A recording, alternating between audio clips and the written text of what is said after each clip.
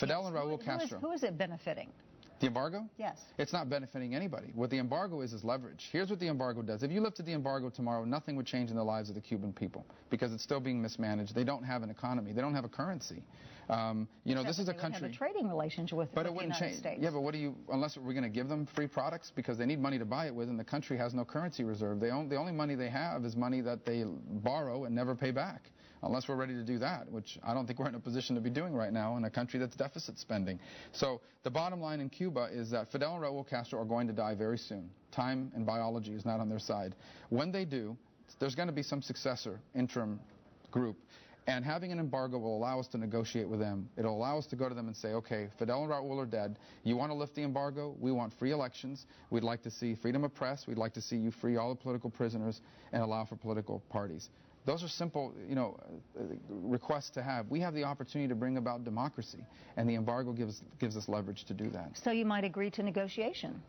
Not with Raul and Fidel Castro, and the reason why is you can't negotiate with them. I mean, you can't negotiate with people whose only interest is their self-preservation. They don't have the best interests of their people in mind, and they never have. And the evidence of that is that time and time again, when Cuba's had an opportunity to embrace the international community, to open up to the world, it has refused to do so time and time again because they care about self-preservation. All right. Stan emails, would you call yourself a George Bush Republican or a Ron Paul Republican? Gosh, I don't know. I call myself kind of a Marco Rubio Republican, to be honest with you, because I have my own views of the world. I have a lot of respect, obviously, for George Bush, both the father and the son. I'm always grateful that George W. Bush kept my children safe in a very dangerous time in world history. I think Congressman Ron Paul, over the last few months, has seen a lot of his positions on issues vindicated, particularly with his desire to have the Federal Reserve audited, and it's gaining a lot of steam. One of my big supporters, Senator Jim DeMint, is the sponsor of that bill in the Senate, and it's something I would support as well. Hey, you've also been compared to Jeb Bush. What about that comparison? Well, Jeb is a mentor and a good friend and someone whose vote I hope to earn. I have a lot of admiration for Jeb Bush. He knew where he stood on the issues. You may not agree with Jeb Bush, but you always knew where he was, and I think the people of Florida ultimately always respected him for that. All right, take a break. Right back with Marco Rubio and more of your emails. Just a minute. You're watching Fox 13's Your Turn in HD. Let me go to Marco Rubio, my guest today, who's running for the Senate against Governor Charlie Crist. This is a great quote. For many Americans, our party, assuming the Republican Party, has become indistinguishable from the Democrats. We're viewed as the party of hypocrites who say one thing and do another. Okay, it's a pretty brutal assessment of your party. What do you mean? Well, I think there's a lot of people in the Republican Party that ran as Jeb Bush or Ronald Reagan Republicans and then governed as Jimmy Carter Democrats. Who have, what way? Well, have abandoned principles. Look, government spending grew when Republicans were in charge of the Congress. Republicans, within 2 to 4 years of the revolution of 1994, began to behave like the Democrats. They fell in love with power. They fell in love with the access and the acquiring and maintaining power. Are you talking about the George W. Bush years? No, I'm talking about the Congress. I'm talking about the U.S. Senate and the U.S. House. These are folks that took over and basically it became a fundraising machine. How much money can we raise so we can win elections? We became the party of winning elections as opposed to the party of winning the hearts and minds and trust of the American people, and that has to change. I think we have a powerful message. Center-right Republicans especially have a powerful message, one that resonates with the majority of Americans. But you have to present it in a genuine fashion, and you have to walk the walk, because if you're going to campaign as a conservative, you better govern as one. You're going to be held to a higher standard. All right, Bob emails, please stay in the race. If Chris goes to Washington, he will wear a path in the Senate carpet, crossing the aisle. Well, I'm not going anywhere. I mean, this race is what I want to do. This race is what I'm committed to doing, and I know that there's always speculation out there. You know, people that cover politics like a sport, the pundits, they don't understand campaigns like mine. To them, it's all about how much money can you raise and how well you're doing in the polls 13 months from now. What I think they need to begin to understand is that the folks who decide this election in Florida don't live in Washington, D.C., and they don't sit behind bureau desks at the Washington Post. They're the people watching this program who desperately want this country to once again be as great or greater than the one their parents left them. And they're looking for people that will run for office that will espouse their principles and ideas. What do you think about the Sean Hannitys and the Rush Limbaughs being a good voice for your party? Well, they're not voices for they're voices for the center-right movement. You know, they are conservative talk show commentators. Really? Yeah. You don't think they're far-right? No, I don't think they're far-right. Really? I think they're conservative commentators who have opinions about American politics and use the airwaves in a perfectly legitimate way to put that out there. They're not running for office. They shouldn't be held to the same standard as people that run for office. They have some very interesting views on things in the world. I, listen to programming from time to time, and there may be things you agree with or disagree with, but the point is that they have a function to play in American society, and they don't speak for the Republican Party or should be held to that standard any more than Keith Olbermann speaks for Democrats, right?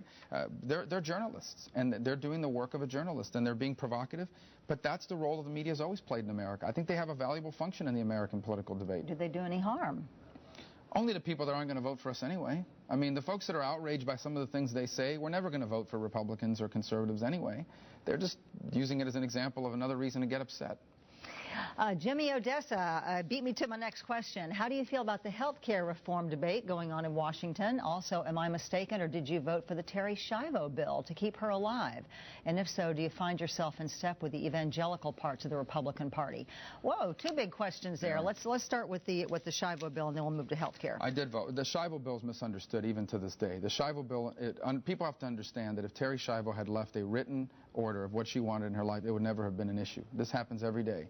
The situation with Terri Schiavo was that there wasn't a written decree, that we didn't fully know her will, and that you had conflicting reports among people that loved her very much. And it made for a very difficult case. I always believe you should err on the side of life.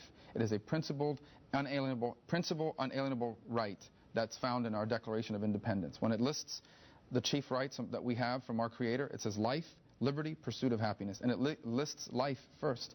So I think when in doubt, you always err on the side of life. Now, my recollection is that Senator Jim King said later, if this was a mistake, we should have stayed out of it. Well, there were two separate bills. The first bill passed in the first session. It was overturned by the courts, and there was a second effort to do it.